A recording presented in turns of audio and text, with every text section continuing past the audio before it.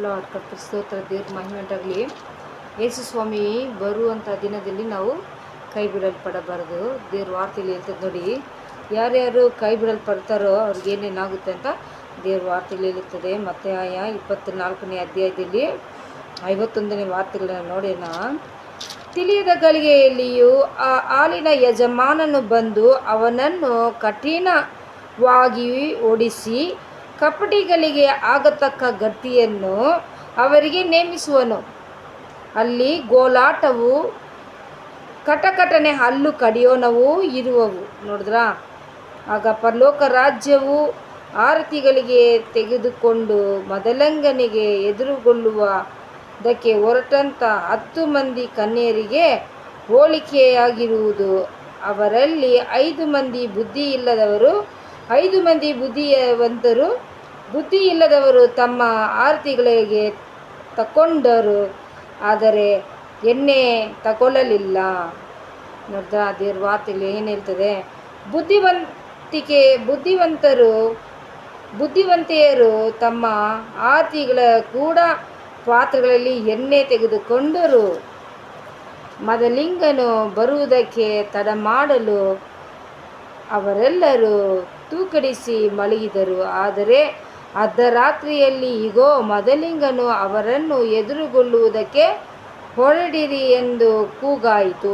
ಆಗ ಆ ಕನ್ಯರೆಲ್ಲರೂ ಎಚ್ಚೆತ್ತು ತಮ್ಮ ಆರತಿಗಳನ್ನು ನೆಟ್ಟಗೆ ಮಾಡಿಕೊಂಡರು. ಹಾಗೆ ಬುದ್ಧಿಯಿಲ್ಲದವರು ಬುದ್ಧಿವಂತೆಯರಿಗೆ, ನಿಮ್ಮ ಎಣ್ಣೆಯಲ್ಲಿ ನಮಗೆ ಸ್ವಲ್ಪ ಕೊಡಿರಿ, ನಮ್ಮ ಆರತಿಗಳು ಆರಿ ಹೋಗುತ್ತವೆ ಎಂದು ಹೇಳಿದರು. ಅದಕ್ಕೆ ಆ ಬುದ್ಧಿವಂತೆಯರು, ನಿಮಗೆ ಕೊಟ್ಟರೆ ನಮಗೂ ನಿಮಗೂ ಕೂಡ ಸಾಲದೆ ಹೋದೀತು. ನೀವು ಮಾರುವವರ ಬಳಿಗೆ ಹೋಗಿ ಕೊಂಡುಕೊಂಡರೆ ಒಳ್ಳೆಯದು ಅಂದರು.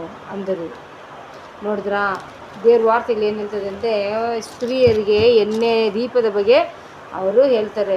ಅವರು ಯೇಸು ಸ್ವಾಮಿ ಬರುವಂಥ ಮದಲಿಂಗನಾಗಿ ಆತನು ಬರುವಾಗ ತಮ್ಮ ಎಣ್ಣೆಯನ್ನು, ಬತ್ತಿಯನ್ನು ಎಲ್ಲ ಭದ್ರವಾಗಿ ಇಟ್ಕೊಂಡು ಉರಿತಾನೇ ಇರ್ತದಂತೆ. ಅದೇ ರೀತಿಯಾಗಿ ನಾವು ನಮ್ಮ ನಡತೆಯಾಗಲಿ, ನಮ್ಮ ನುಡಿಯಲ್ಲಾಗಲಿ, ನಮ್ಮ ಪರಿಶುದ್ಧದಲ್ಲಾಗಲಿ ನಾವು ಆರದೆ, ಎಡಕ್ಕಾಗಲಿ ಬಲಕ್ಕಾಗಿ ಹೋಗದೆ ಆತನನ್ನು ಎದುರು ನೋಡ್ತಾ ನಾವು ಕೂತ್ಕೊಂಡು ಪ್ರಾರ್ಥನೆ ಮಾಡಿಕೊಂಡು ಆರಾಧನೆ ಮಾಡಿಕೊಂಡು ನಾವು ಇರೋಣ. ಯಾಕಂದರೆ ಆತನ ಯಾವ ಬೇಲಲ್ಲಿ ಯಾವಾಗ ಬರ್ತದೆ ನಮಗೆ ಗೊತ್ತಿಲ್ಲ. ಅದೇ ರೀತಿಯಾಗಿ ಇವತ್ತು ಟರ್ನಾಗಲ್ಲ, ನಾಳೆ ತಿದ್ದುಕೋಣ, ಇವತ್ತು ತಿದ್ದುಕೋಣ ಅಂತ ಅನೇಕರು ಆರತಿ ಬೆಳಗುವಂಥ ಸ್ತ್ರೀಯರು ಎಣ್ಣೆ ಪಾತ್ರೆಯನ್ನು ಎಣ್ಣೆಯನ್ನು ಇಟ್ಕೊಂಡೇ ಎಚ್ಚರವಾಗದೆ ಅವರು ಹಾಗೆ ಕೂತ್ಕೊಂಡಿರ್ಬೇಕಾದ್ರೆ ಮದಲಿಂಗನು ಬರುವಾಗ ಎಣ್ಣೆ ಪಾತ್ರೆಯಲ್ಲಿ ಆ ದೀಪದಲ್ಲಿ ಎಣ್ಣೆ ಮುಗಿದಿರುತ್ತೆ.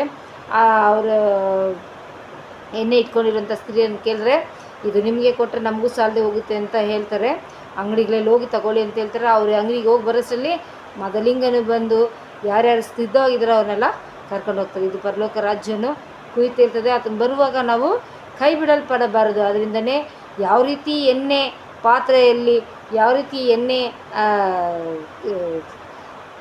ತುಂಬಿ ತುಳುಕುವಂತೆ ನಾವು ಇಟ್ಕೊಬೇಕು, ಅದನ್ನು ಖಾಲಿಯಾಗುವಂತೆ ನಾವು ಎಚ್ಚರವಾಗಿ ನಾವು ನೋಡ್ಕೊಳ್ತಾ ಇರಬೇಕು. ಅದೇ ರೀತಿ ನಮ್ಮ ಜೀವನದಲ್ಲಿ ಒಂದೊಂದು ಹೆಜ್ಜೆಯಲ್ಲೂ ನಾವು ನಮ್ಮನ್ನು ಕಾದು ನಾವು ನಡೆಸ್ಕೊಬೇಕು. ಆವಾಗಲೇ ಆತನು ಬರುವಂಥ ದಿನದಲ್ಲಿ ನಾವು ಕೈ ಬಿಡದೆ ಆತನು ಬರುವಂಥ ರಾಜ್ಯದಲ್ಲಿ ನಮ್ಮನ್ನು ಕರ್ಕೊಂಡು ಹೋಗ್ತದೆ ಅಂತ ದೇವ್ರ ವಾರ್ತೆಗಳಿರ್ತದೆ.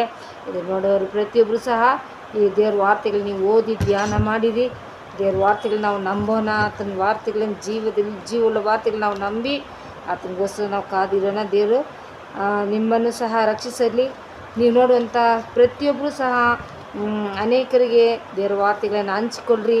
ನೀವು ಸಿದ್ಧರಾಗ್ರಿ, ಬೇರೆಯವ್ರನ್ನೂ ಸಿದ್ಧ ಮಾಡಿರಿ. ಯೇಸು ಸ್ವಾಮಿ ನಮ್ಮನ್ನು ಆಶ್ವಸಿಸಲಿ. ಆತನು ಬರುವಂಥ ರಾಜ್ಯದಲ್ಲಿ ನಿಮ್ಮನ್ನು ಕೈ ಬಿಡದೆ ಆತನು ನಮ್ಮೊಂದಿಗೆ ಎಲ್ಲರೊಂದಿಗೂ ನಮ್ಮನ್ನು ಕರೆದುಕೊಂಡು ಹೋಗಲಿ. ಯೇಸು ಸ್ವಾಮಿ ನಿಮ್ಮನ್ನು ಆಶ್ವಸಿಸಲಿ. ಯೇಸು ನಾಮದಲ್ಲಿ ಪ್ರಾರ್ಥನೆ ತಂದೆಯೇ, amen amen. Praise the lord.